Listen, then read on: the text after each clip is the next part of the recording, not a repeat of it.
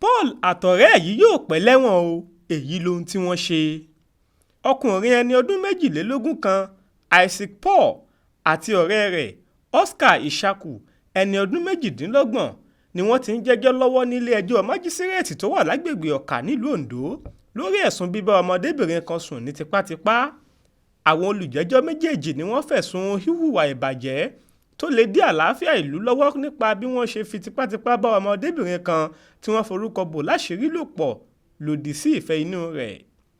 Ìṣẹ̀lẹ̀ yìí ni wọ́n ló wáyé lágbègbè Fágùn nílùú Oǹdó lọ́jọ́ 6 oṣù kẹta àti ọjọ́ 6 oṣù kẹfà ọdún 2023.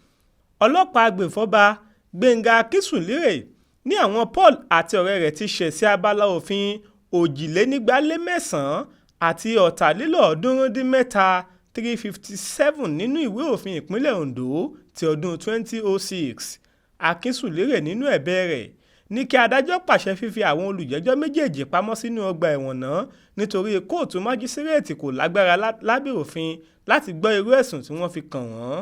Nígbà tó ń gbé ìdájọ́ rẹ̀ kalẹ̀, onídàájọ́ OEJ ní lóòótọ́ ni ilé-ẹjọ́ náà kò lẹ́tọ̀ọ́ lábẹ́ òfin láti gbọ́ ẹ̀sùn tó bá ti ní í ṣe pẹ̀lú fífi ipá bá ọmọ kékeré lò pọ̀. Ó wá pàṣẹ pé kí wọ́n lọ fi àwọn olùjẹ́jọ́ méjèèjì pamọ́ sínú ọgbà ẹ̀wọ̀n tó wà ní Ṣegede nílùú Oǹdó fún odidi 30 ọjọ́ gbáko. Bákan náà adájọ́ tún pàṣẹ fáwọn agbófinró láti fi ojúlówó àti ẹ̀dà ìwé tó rọ̀ mọ́ ẹ̀sùn àwọn méjèèjì ṣọwọ́ sí ọ́fíìsì àjọ tó ń gba adájọ́ nímọ̀ràn. Ọjọ́ 16 oṣù kẹjọ ọdún 2023 yìí ládájọ́ ní ìgbẹ́jọ́ yóò tún máa tẹ̀síwájú. Olúṣèyẹ Ìyíadé ló ṣàkójọpọ̀ ìròyìn yìí fún iléeṣẹ́ Aláròyé Online TV. Jamiu Àbáyọ̀mí ló kà á sétí ìgbọ́ yín.